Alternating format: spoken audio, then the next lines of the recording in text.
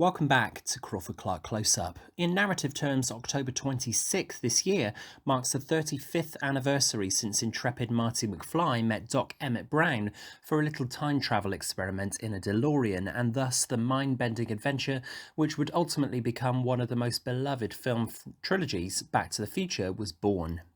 Distributed by Universal Pictures and executive produced by none other than Steven Spielberg, Future would swiftly become the highest grossing movie at the 1985 box office, raking in $381 million worldwide. Director Robert Zemeckis had the germ of an idea.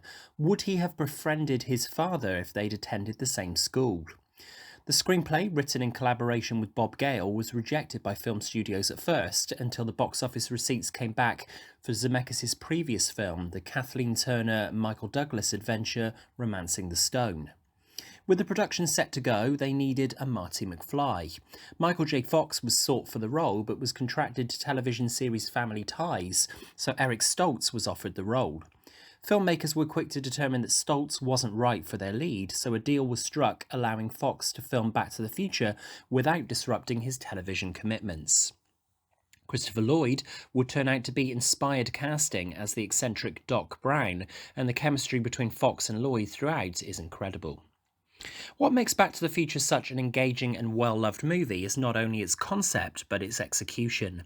It's a tight, funny, sometimes edge-of-the-seat popcorn experience that's practically perfect from first frame to last, as the filmmakers bravely set up the idea that Marty and girlfriend Jennifer need to venture into the future to prevent a terrible fate for their children. The ensemble are fantastic here, from Crispin Glover playing the perfectly naive George McFly, Leah Thompson playing Lorraine, Thomas F. Wilson as a classic screen antagonist Biff, and there's even a cameo from Billy Zane as one of Biff's goons. Let's talk about the soundtrack. Not only do we have tracks from Huey Lewis and the News and the classics Earth Angel and Johnny Be Good given their own modern renditions, we have an outstanding score from composer Alan Silvestri. The main theme for Back to the Future continues to electrify audiences as one of the most recognisable movie themes of all time. With the first film under his belt, Zemeckis would go off to work on the groundbreaking live-action animation Who Framed Roger Rabbit in 1987 before beginning work on the promised sequel. Back again on writing duties are Zemeckis and Gale, and early in talks about the sequel, it was decided that Back to the Future would be a trilogy. It was also decided that production on parts 2 and 3 would be simultaneous.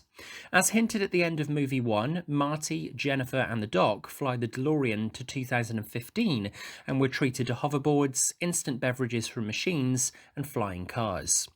Zemeckis and Gale have commented in interviews that the futuristic scenes were some of the least interesting to work on in the trilogy, that they were aware that it was unlikely we'd have flying cars by 2015, but they had to feature in the story to make it as cinematic as possible. The great thing about Part 2 is how much more implicated in the plot Thomas F. Wilson's Biff is. Here, he's not only playing Biff, but the older version of himself and his grandson Griff. Confused? Well, Michael J. Fox is also playing his son, daughter, and his older self in 2015. Part 2 was a groundbreaking production for the use of industrial light and magic visual effects to allow an actor to portray multiple characters simultaneously on screen without sacrificing camera movements.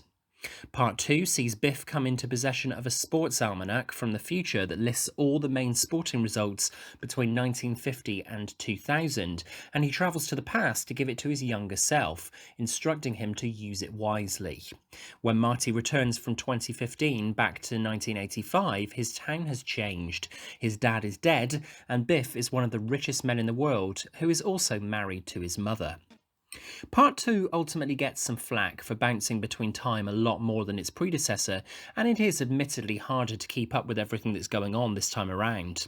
That being said, Part 2 is easily the most creative of the trilogy and still holds up very well, despite taking less than Part 1 at the box office in November 1989. Just like part 1, the end of part 2 promises more, and for the first time, cinema-going audiences in 1989 were teased with what's to come in the final part of the story. Released in May 1990, part 3 would venture back to 1885 with a Wild West romp for Marty and the Doc. The closing part of the trilogy is undoubtedly the most straightforward in its storytelling, but it's also a sweet conclusion to the story. Marty and the Doc have to prevent the Doc from dying in a duel against Mad Dog Tannen, played expertly once again by the brilliant Thomas F. Wilson. Marty and the Doc have a week to utilise the main train route with the Delorean to return to 1985 in one piece. Mary Steenburgen is a delight as Emmett's love interest Clara, and she and Christopher Lloyd have great comic timing together.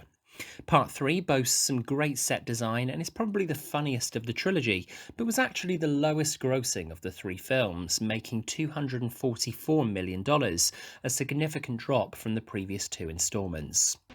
With all that said, the Back to the Future trilogy is one of the most enjoyable in cinema. The characters are well realised, the storytelling is enthralling and engaging, and the last thing I want to say is Hollywood, never remake these films. From Crawford-Clark Close-Up.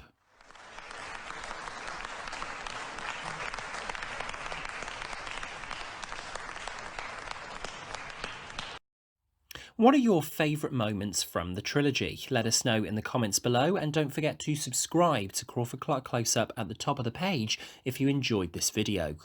Come and find us on Facebook and follow us on Twitter for the latest notifications. And you can also drop us an email with suggestions for future reviews on the channel to crawfordclarkcloseup@gmail.com. We're also on the movie app Letterboxd. Come and follow us on there to see if we share the same views on films. Just search CC Close-Up. Coming up next, we kick off our Halloween horror season for 2020 with a look at the kooky television series Inside Number 9 from writers Steve Pemberton and Reece Shearsmith. Thanks for watching, and until next time, that's a wrap.